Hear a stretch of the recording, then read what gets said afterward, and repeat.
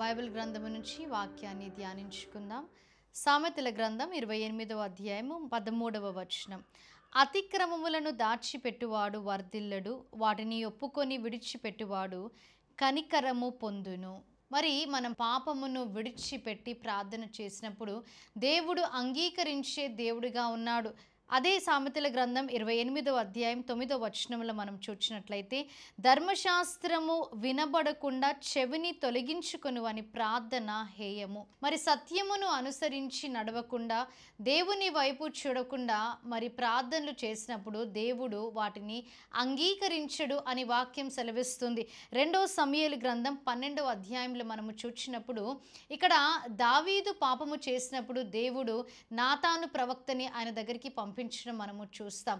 ఎప్పుడైతే ఆయన వెళ్ళి మరి ఆయనకి అర్థమయ్యే రీతిలో చెప్పి ఉన్నాడో, వెంటనే 13వ వచనంలో మనం చూసినప్పుడు దావీదు అక్కడ ఆయన పాపమును ఒప్పుకోవడం మనము చూస్తాం. నేను పాపము చేసి తినని దావీదు నాతానుతో ఒప్పుకున్నాడు.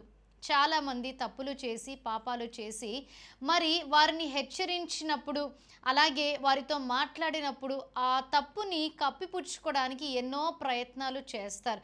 కానీ ఇక్కడ వాక్యం సెలవిస్తుంది, అతిక్రమములను దాచిపెట్టువాడు వర్ధిల్లడు.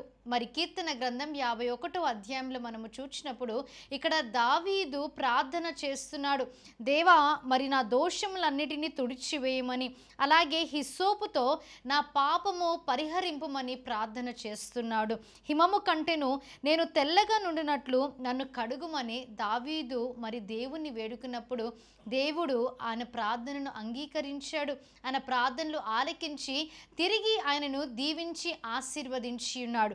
1 యోహాను 1వ అధ్యాయం 9వ వచనంలో మనం చూసినట్లయితే, మన పాపములను మనం ఒప్పుకొనిన ఎడల ఆయన నమ్మదగిన వాడును నీతిమంతుని గనక ఆయన మన పాపములను క్షమించి సమస్త దుర్నీతి నుండి మనలను పవిత్రులుగా చేయును. మనము పాపములు దేవుని దగ్గర ఒప్పుకున్నప్పుడు సమస్తమైన దుర్నీతి నుండి మరి ఆయన మనను పవిత్రులుగా చేయును అని వాక్యం సెలవిస్తుంది. కాబట్టి మన ప్రార్థనలు ఆలకింపబడము లేదంటే మరి పాపము ఉండి మనము ప్రార్థనలు చేస్తే, పాపులుగా జీవిస్తూ మనము ప్రార్థనలు చేస్తే ఆ ప్రార్థనలు దేవుడు అంగీకరించడు. కానీ పాపము చేసినప్పటికీ పశ్చాత్తాప హృదయంతో దేవుని దగ్గరికి వచ్చినప్పుడు దావీదును ఎలాగైతే దేవుడు అంగీకరించి ఉన్నాడో మనని కూడా దేవుడు అంగీకరించే దేవుడిగా ఉన్నాడు. ఇటు వాక్యాన్ని దేవుడు మీ వినికిడిలో హృదయంలో భద్రపరిచి దీవించి ఆశీర్వదించునుగాక.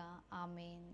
ప్రార్థన చేసుకుందాం. మహాగణుడా, మహోన్నతుడా, పరిశుద్ధుడా, మీకు స్తుతులు స్తోత్రాలు తండ్రి. ఎట్టి పాపినైనను తండ్రి దేవ మీరు క్షమించే దేవుడిగా ఉన్నారు. పశ్చాత్తాప హృదయముతో మీ దగ్గరికి వచ్చినప్పుడు తిరిగి వారిని దీవించి ఆశీర్వదించే దేవుడిగా ఉన్నారు తండ్రి. దేవ వాక్యము ద్వారా మాతో మాట్లాడినందుకు మీకు స్తుతులు స్తోత్రాలు. విన్న వాక్యాన్ని ప్రతి హృదయంలో మీరు భద్రపరచండి. యేసుక్రీస్తు నామములో అడిగి వేడుకుంటున్నాం ప్రియ పరలోకపు తండ్రి. ఆమేన్. మరణాత. దేవుడి మిమ్మల్ని అందరినీ దీవించి ఆశీర్వదించును గాక.